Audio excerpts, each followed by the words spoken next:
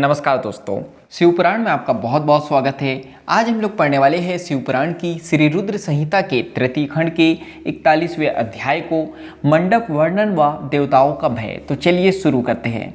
ब्रह्मा जी बोले, हे मुनिश्रेष्ठ नारद, तुम भी भगवान शिव की बारात में सहर्ष शामिल हुए थे। भगवान शिव ने श्री हरि विष्णु से सलाह करके सबसे पहले तुमको हिमालय के पास भेजा। वहां पहुंचकर तुमने विश्वकर्मा के बनाए दिव्य और अनोखे मंडप को देखा तो बहुत आश्चर्यचकित रह गए।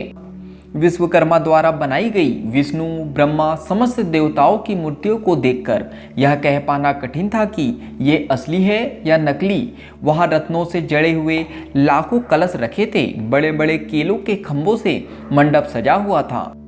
तुम्हें वहां आया देखकर शैलराज हिमालय ने तुमसे पूछा कि देवर्षि, क्या भगवान शिव बारात के साथ आ रहे हैं? तब तुम्हें साथ लेकर हिमालय के पुत्र मैनाक आदि तुम्हारे साथ बारात की आगवानी के लिए आए। तब मैंने और विष्णु जी ने भी तुमसे वहां के समाचार के बारे में पूछा। हमने तुमसे यह भी पूछा कि शैलराज हिमालय अपनी पुत्री पार्वती का विवाह भगवान शिव से करने के इच्छुक है या नहीं। कहीं उन्होंने अपना इरादा बदल तो नहीं दिया है। यह प्रश्न सुनकर आप मुझे, विष्णु जी और देवराज इंद्र को एकांत स्थान पर ले गए और वहां जाकर तुमने वहां के बारे में बताना शुरू किया। तुमने कहा कि हे देवताओं, शैलराज हिमालय ने शिल्पी विश्वकर्मा से एक ऐसे मंडप की रचना करवाई है जिसमें आप सब देवताओं के जीते जागते चित्र लगे हुए हैं। उन्हें देखकर मैं तो अपनी सुध-बुध ही खो बैठा था। इसे देखकर मुझे यह लगता है कि गिरिराज आप सब लोगों को मोहित करना चाहते हैं। यह सुनकर देवराज इंद्र भय के मारे कांपने लगे और बोले, हे लक्ष्मीपति विष्णु जी, मैंने त्वष्टा के पुत्र को मार दिया था। कहीं उसी का बदला लेने के लिए मुझ पर विपत्ति ना आ जाए। मुझे संदेह हो रहा है कि कहीं मैं वहां जाकर मारा ना जाऊं। तब इंद्र के वचन सुनकर श्री हरि विष्णु बोले कि इंद्र, मुझे भी यही लगता है कि वह मूर्ख हिमालय हमसे बदला लेना चाहता है, क्योंकि मेरी आज्ञा से ही तुमने पर्वतों के पंखों को काट दिया था। शायद यह बात आज तक उन्हें याद है और वे हम सब पर विजय पाना चाहते हैं, परंतु हमें डरना नहीं चाहिए। हमारे साथ तो स्वयं महादेव जी है। भला फिर हमें कैसा भय?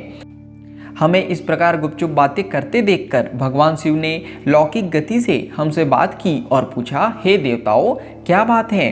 मुझे स्पष्ट बता दो। शैलराज हिमालय मुझसे अपनी पुत्री पार्वती का विवाह करना चाहते हैं या नहीं? इस प्रकार यहाँ व्यर्थ बातें करते रहने से भला क्या लाभ? भगवान शिव के इन वचनों को सुनकर नारद तुम बोले, हे देवादिदेव शिवजी, गिरिजानंदिनी पार्वती से आपका विवाह तो निश्चित है, उसमें भला कोई विघ्न बाधा कैसे आ सकती है? तभी तो शैलराज हिमालय ने अपने पुत्रों मैनाक आदि को मेरे साथ बारात की अगवानी के लिए यहाँ भेजा है।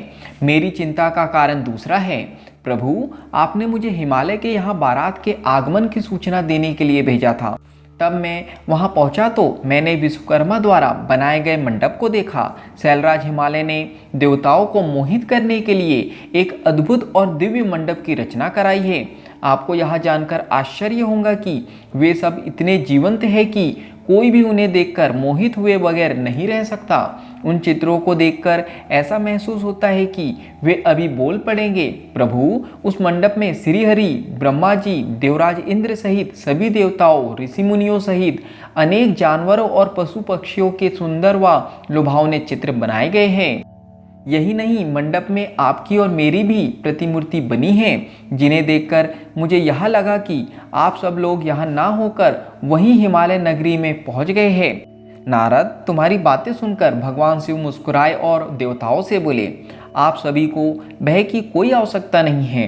शैलराज हिमालय अपनी प्रिय पुत्री पार्वती हमें समर्पित कर रहे हैं, इसलिए उनकी माया हमारा क्या बिगाड़ सकती है? आप अपने भय को त्याग कर हिमालय नगरी की ओर प्रस्थान कीजिए। भगवान शिव की आज्ञा पाकर सभी बाराती भय मुक्त होकर उत्साह और प्रसन्नता के साथ पुनः नाचते गाते शिव बारात में चल दिए।